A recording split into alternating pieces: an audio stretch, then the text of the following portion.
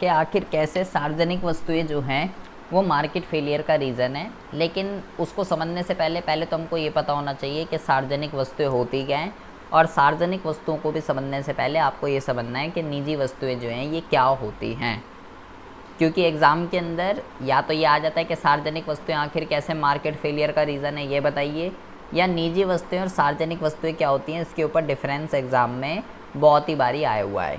तो पहले हम समझेंगे निजी वस्तु क्या होती है, और फिर हम समझेंगे सार्वजनिक वस्तुएं क्या होती है। तो सबसे पहले हम बात करते हैं निजी वस्तुओं के रिगार्डिंग। तो मैंने यहाँ पे क्या लिखा कि ऐसी वस्तुएं जिनका उत्पादन तथा उपभोग निजी कार्य हेतु किया जाता है, अपने खुद के लिए जिन वस्तुओं का उत्पादन और उपभोग किया जाता है खुद के लिए, ऐसी वस्तुओं को प्राइवेट गुड्स के नाम से जाना जाता है, निजी वस्तुओं के नाम से जाना जाता है। और मैंने लिखा कि इनकी व्यवस्था के लिए बाजार तंत्र, यानी कि ब्रैकेट में मैंने लिखा है मांग पूर्ति, क्या रहता है, क्रियाशील रहता है। मतलब इन वस्तुओं के प्राइस वगैरह, क्वांटिटी वगैरह किसके अकॉर्डिंगली डिटरमाइन होती है, मांग और पूर्ति के अकॉर्डिंगली जो है डिटरमाइन होती है। यहाँ पे क्रियाशील रहता है बाजार तंत्र। अच्छा जी, ठीक है। अगर हम बात करते हैं इन वस्तुओं की विशेषताओं के रिगार्डिंग, तो इनकी विशेषताएं आपको बहुत ही ज़्यादा ध्यान से समझनी है, ये इम्पॉर्टेंट है। जब तक आपको विशेषता समझ नहीं आएगी तब तक आपको सार्वजनिक वस्तुएं समझ नहीं आएंगी और ना ही वो समझ में आएगा। अब देखिए, सबसे पहले आप इसकी विशेषता के अंदर लिखेंगे कि भाई ये क्या होती हैं, ये जो है ना उपभोग प्रतियोगी होती हैं। उपभोग प्रतियोगी का मतलब क्या होता है कि अगर एक व्यक्ति उस वस्तु का उपभोग करेगा तो उस व्यक्ति के उपभोग करने से किसी दूसरे व्यक्ति पे, किसी अन्य व्यक्ति पे उसका प्रभाव पड़ेगा। क्या हुआ इसका मतलब ये हुआ कि अगर एक व्यक्ति ज़्यादा कंज्यूम कर रहा है तो दूसरे को कम कंज्यूम के लिए मिलेगा, अगर कोई कम कंज्यूम कर रहा है तो दूसरे को ज़्यादा मिलेगा। ये जो वस्तुएं होती हैं ये क्या होता है, ये उपभोग प्रतियोगी होती हैं। सबसे पहली बात तो आपको ये ध्यान रखना है, उपभोग प्रतियोगी का मतलब ये है कि अगर एक व्यक्ति ज़्यादा कंज्यूम करेगा तो दूसरे के लिए कम रह जाएगी। दूसरी जो इनकी विशेषता होती है वो होती है वर्जनीयता। वर्जनीयता का क्या मतलब होता है, वर्जनीयता का मतलब ये होता है कि अगर किसी व्यक्ति को इन वस्तुओं का उपभोग करना है तो भाई कीमत अदा करनी पड़ेगी, प्राइस देने पड़ेंगे, कीमत चुकानी पड़ेगी, फ्री में नहीं मिलेगी आपको ये वस्तु। अगर आपको इन वस्तुओं का उपभोग करना है तो कीमत को चुकाना ही पड़ेगा। ये बात आपको जो है ध्यान रखनी है। अच्छा जी, उसके बाद जो है तीसरी इसकी जो विशेषता होती है,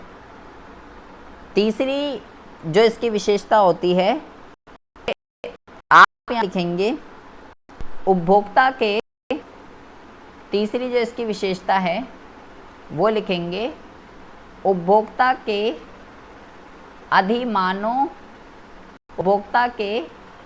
अधिमानों द्वारा उपभोग। इसका क्या मतलब होता है, अधिमान का मतलब होता है प्रेफरेंस, कि जो उपभोक्ता चाहता है,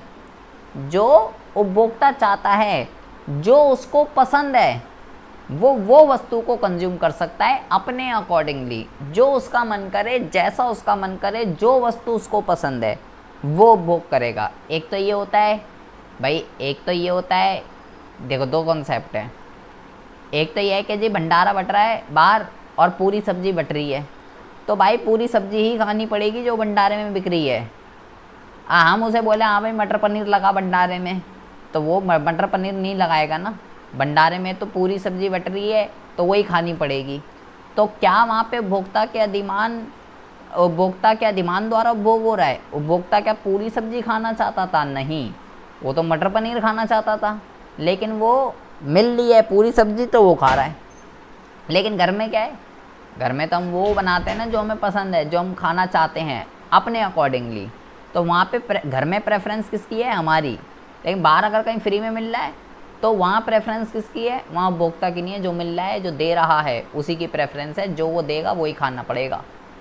तो इसका मतलब होता है उपभोक्ता के अधिमान द्वारा उपभोग। जो उपभोक्ता चाहता है वो उपभोग करेगा निजी वस्तुओं के अंदर। अच्छा जी, और समझिए। और जो है अगला जो इसका विशेषता होती है वो है लाभ आंतरिक प्रकृति के। लाभ आंतरिक प्रकृति के, इसका क्या मतलब होता है? लाभ आंतरिक प्रकृति के, इसका मतलब ये होता है कि भाई जो व्यक्ति इसका उपभोग कर रहा है, जो व्यक्ति इसके लिए कीमत अदा कर रहा है, इसका जो लाभ है, इसका जो लाभ है केवल उसी व्यक्ति को मिलेगा जो इसकी कीमत को अदा कर रहा है। ये बात आपको जो है ध्यान रखनी है। केवल उसी को इन वस्तुओं, भाई जो उपभोग कर रहा है, जिसने पैसे दिए हैं, भाई सिंपल सी बात है। हाँ जी, उपभोग प्रतियोगिता का मतलब है, उपभोग प्रतियोगिता का मतलब है कि अगर एक व्यक्ति ज़्यादा कंज्यूम करेगा तो दूसरे के लिए कम रह जाएगी। अगर एक, मैं ये भेजूंगा आपको, सारी मेरे पास आएगी फ़ोटो, टेंशन ना लो। अगर एक ज़्यादा उपभोग करेगा तो दूसरे के लिए कम रह जाएगी। उपभोग प्रतियोगी वर्ज। अबे भाई सिंपल, मान लो 10 रोटी है, तुम और मैं हूँ। अब मैंने अगर 6 खा ली तो तुम्हारे लिए 4 रहेंगी। मैंने अगर 7 खा ली तो तुम्हारे लिए 3 रहेंगी। तो अगर एक व्यक्ति ज़्यादा कंज्यूम करेगा तो दूसरे के लिए कम रह जाएगी। वो भोग प्रतियोगी है। वर्जनीयता का क्या मतलब है? मैंने बोला भाई पैसे देने पड़ेंगे इनके लिए, फ्री में नहीं मिलेंगी ये वस्तुएं। अगर आपको इसको कंज्यूम करना है तो पे करना पड़ेगा। उपभोक्ता के अधिमान द्वारा उपभोग, इसका क्या मतलब है कि जो उपभोक्ता चाहता है, अब वो पे कर रहा है तो जो वो चाहता है वो खरीदे, वो उसका मन है, तो वो अपने पसंद के अकॉर्डिंगली कुछ भी खरीद सकता है। लाभ आंतरिक प्रकृति के मतलब जो कीमत चुकाएगा, जो कीमत अदा करेगा, केवल उसको मिलेगा इसका फ़ायदा, और किसी को नहीं, किसी अन्य व्यक्ति को नहीं मिलेगा। अगला जो इसका फीचर होता है, आप ज़रा ध्यान से सुनेंगे, 5वां और 6ठा। अगला जो इसका फीचर होता है, इसका जो आवंटन होता है, आवंटन मतलब डिस्ट्रीब्यूशन, बंटवारा, वो बाजार तंत्र के द्वारा होता है। क्योंकि अभी मैंने ऊपर आपको बोला कि यहाँ पे बाजार तंत्र क्रियाशील रहता है, मतलब इन वस्तुओं की मांग पूर्ति के अकॉर्डिंगली सब कुछ जो है तय किया जाता है, मांग पूर्ति के अकॉर्डिंगली। तो बाजार तंत्र यहाँ क्रियाशील होता है। और सबसे इम्पॉर्टेंट बात यहाँ पे देखेंगे, यहाँ पे आप लिखेंगे कि निजी वस्तुएं जो होती है ना, निजी वस्तुएं, निजी वस्तुओं की जो मांग होती है वो कैसी होती है? निजी वस्तुओं की मांग जो होती है वो, यहाँ पे आप लिखेंगे समस्त उपभोक्ताओं की मांग का समस्त, हाँ जी,